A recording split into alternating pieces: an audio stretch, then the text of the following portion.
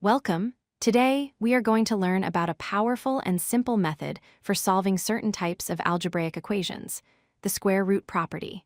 We will focus on equations that look like x squared equals k.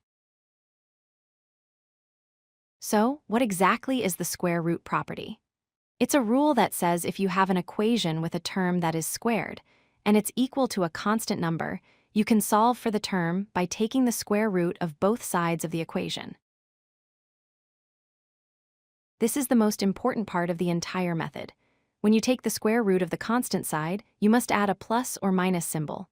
Why? Consider x squared equals 25. Both 5 times 5 and negative 5 times negative 5 equal 25. So x has two possible solutions, a positive one and a negative one.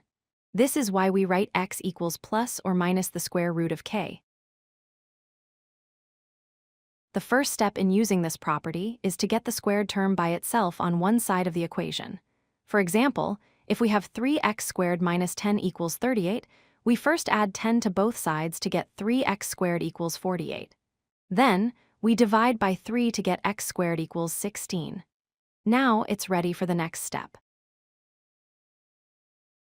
Once you have x squared equals 16, you apply the square root to both sides.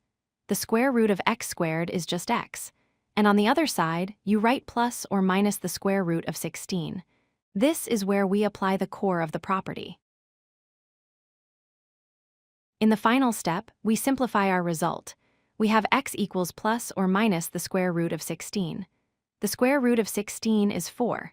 So, our two solutions are x equals 4 and x equals negative 4.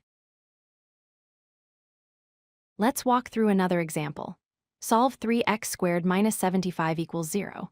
First, we add 75 to both sides to get 3x squared equals 75. Then, we divide by 3 to get x squared equals 25. Taking the square root of both sides gives us x equals plus or minus the square root of 25.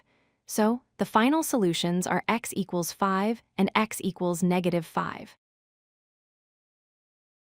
What if the number isn't a perfect square?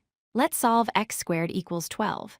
We take the square root of both sides to get x equals plus or minus the square root of 12. Now, we need to simplify the square root of 12.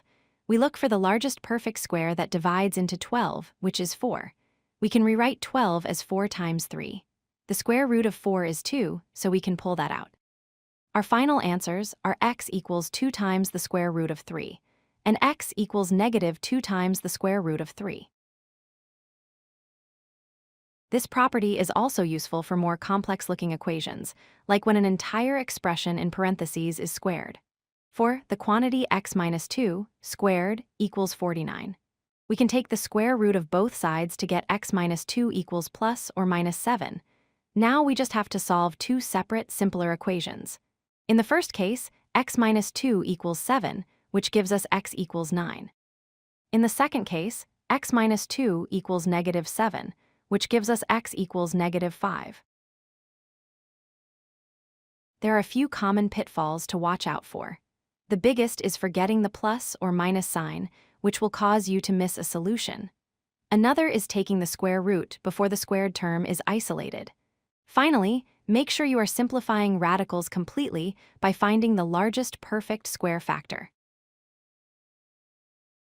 To summarize everything, remember these 4 steps. 1. Isolate the squared term. 2. Take the square root of both sides. 3. Add the plus or minus symbol to get two solutions. And 4. Simplify the radical to find your final answers.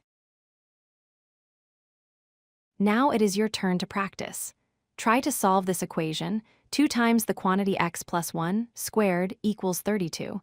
Pause the video here, work it out, and then we'll see if you got the right answer. Good luck. If you like this video, hit that like button and don't forget to subscribe. Visit codelucky.com for more such useful content.